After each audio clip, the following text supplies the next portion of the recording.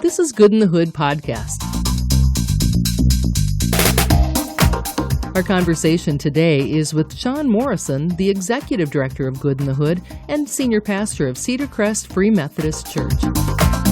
The values of any organization become the DNA of who they are and what they want to become. Sean talks about the first value of Good in the Hood, the value of provision.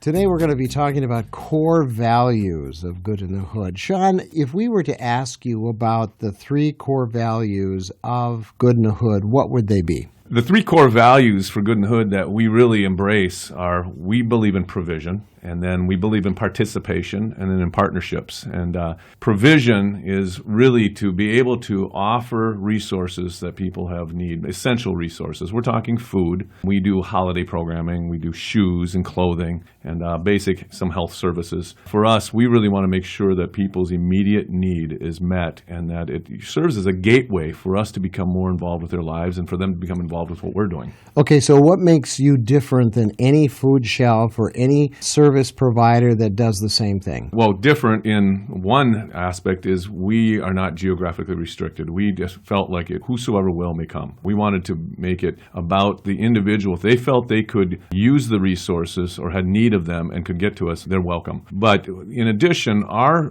goal is not just to give a handout. There's this proverbial handout versus hand up. We really see it this way, not just give away or even throw away. We want to invest. We believe that there should be a return on our investment. So when we're offering resources, we don't demand that they give back, but we make it that opportunity available. We want people to have dignity, and we want them to have purpose or significance. And we find that if they don't engage with the resource itself in helping to provide that or helping to invest or give back in some manner, that it actually harms them long term. So we want them to be involved with not only receiving, but also how can they contribute to the community and to the ongoing resource procurement that we have. Okay, illustrate this. I have a need for some kind of food provision. I come and get it. What happens after that? Yeah. Well, if it was our shoe program, for example, we offer the shoes for suggested donation. And we will give it to you for whatever you can afford, but our goal is that you'll contribute in some manner. If it's the food shelf, we're going to invite you to be a part of volunteerism. Over 50% of our volunteers that are regulars are actually recipients of services. And so we really want to have someone have the engagement aspect. We like to say we activate and then we integrate. And we do that into our church community as well. When we think of it from a church perspective, which is based on mentoring and discipleship, we're actually discipling people in our culture before they have made a commitment as a member or even become a Christian, perhaps. We believe that we're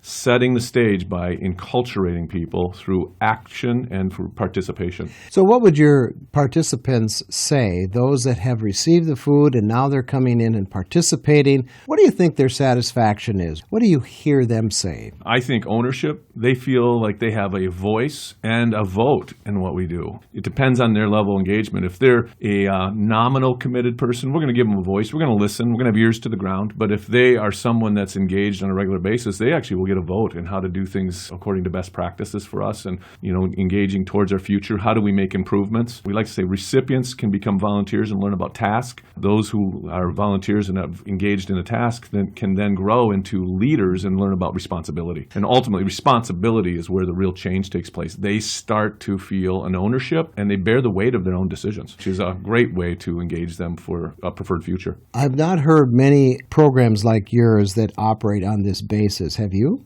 There are some, yes. I think certainly programs are becoming more aware of this need to participate, but a lot of social services, what we found, they want to make sure everybody has equal opportunity, and so they shy away from making any requirements. We want everybody to have equal opportunity, but we see it as we want equal sacrifice. They don't have to give the same amount. If they're able to sacrifice towards the outcome or to contribute in some manner, that's more important to us. But a lot of places would feel that if they made any demands, that it would mean that some are eliminated from that opportunity or it's excluding. We'll give to anybody in need. I just want to make that clear. clear. But our preference is that they engage towards the benefit not only of the program itself, but their own benefit. We feel like by giving them dignity and a sense of purpose, that's helping their future. They feel like they can be a contributor. They feel like a somebody, not just an anybody. So, Sean, answer this question if you would. At the end of the day, your mission is best accomplished when? Resource provision is what we like to see as a gateway.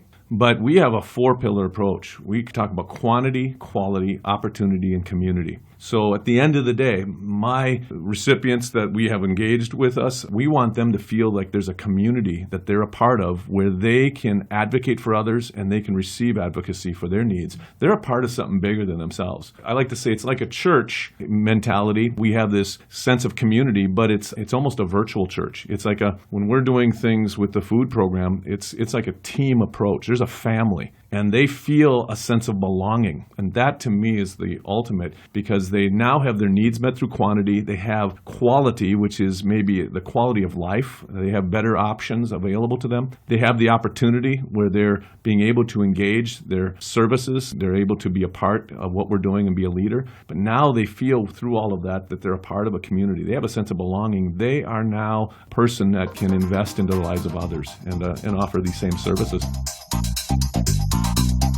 Helping others and changing lives is at the heart of Good in the Hood. If you'd like to know more about this value-driven organization, please visit goodinthehood.org.